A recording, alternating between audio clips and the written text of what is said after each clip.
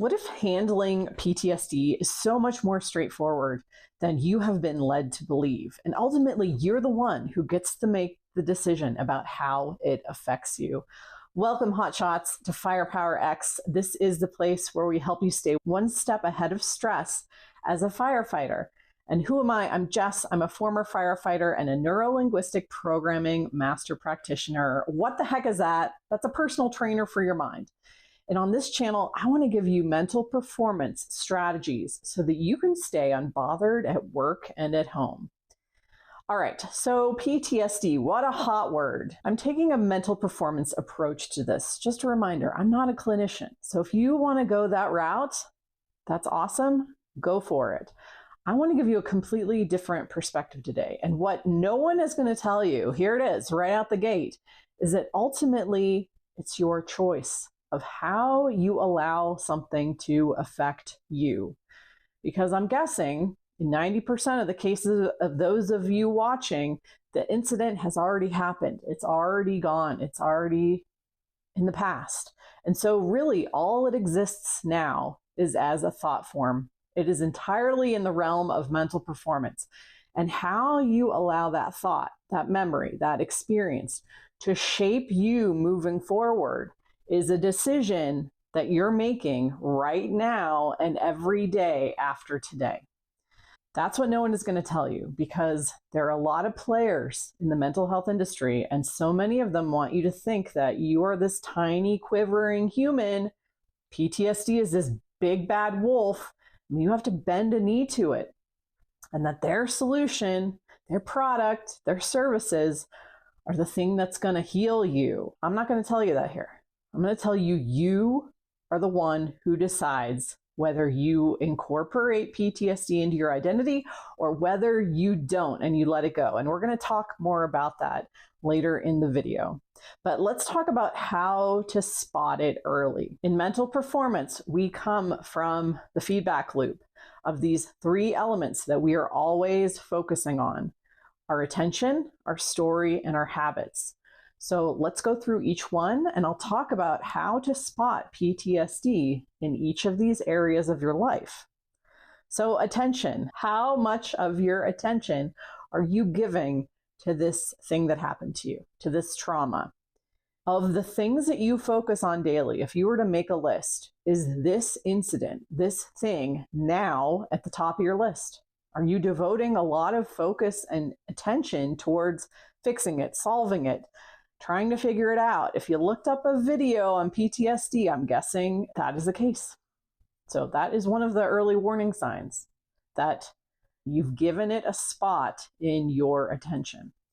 The second thing is our story, the narratives that we tell every day. Are you referring to it as a thing, as an event, as the incident, as some acronyms, PTSD? When someone asks you how you are, if you were to just sit back and listen, do you find yourself talking about it, regurgitating the story over and over again to whoever will listen? That is a sign that's shaping the narrative of how you are and what you're doing and what's going on in your life. This could also be in your own head. How much do you think about it in your own head? How big is it with your inner narrator?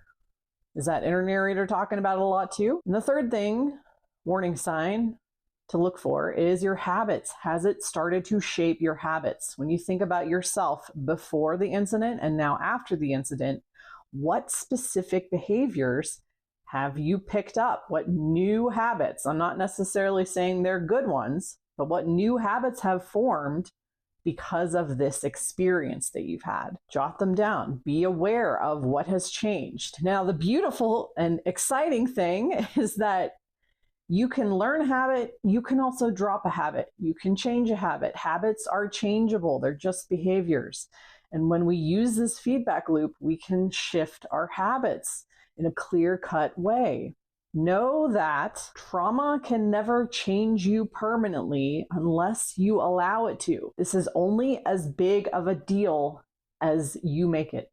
You get to decide what to do with this thought form of this experience that you've had and how you're going to allow it to change these elements of who you are. Now that we've identified how to spot it early, I have some caveats for you.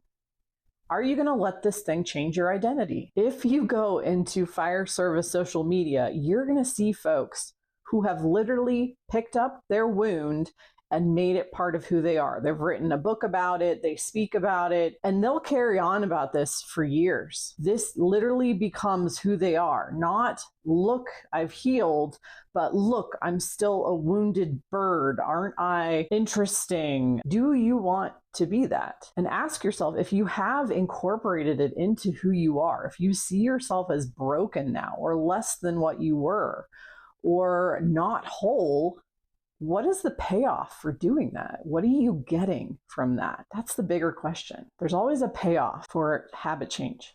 And the payoff may be getting sympathy or affection, getting attention for your story. If you went through something really big, there are different payoffs. And when you recognize that I don't have to get that payoff from this particular memory and carrying around like a badge, I can get attention and affection and the things that I really need deep down, I can get them somewhere else, or I can give them to myself. It changes the game.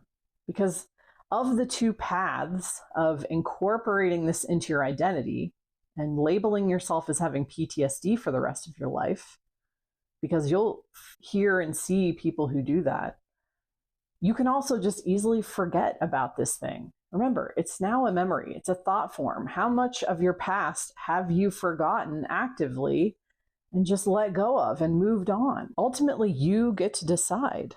It's an entirely inside job. The mental health industry has incorporated so much language around trauma-informed care, all of us having to change how we interact with people who've experienced trauma, that it has grown into this giant thing that seems to somewhat have power over who we are. As someone who has gone through some stuff in life, I've had bad calls, I've lost friends, I've lost relationships. I get it. Trauma is life.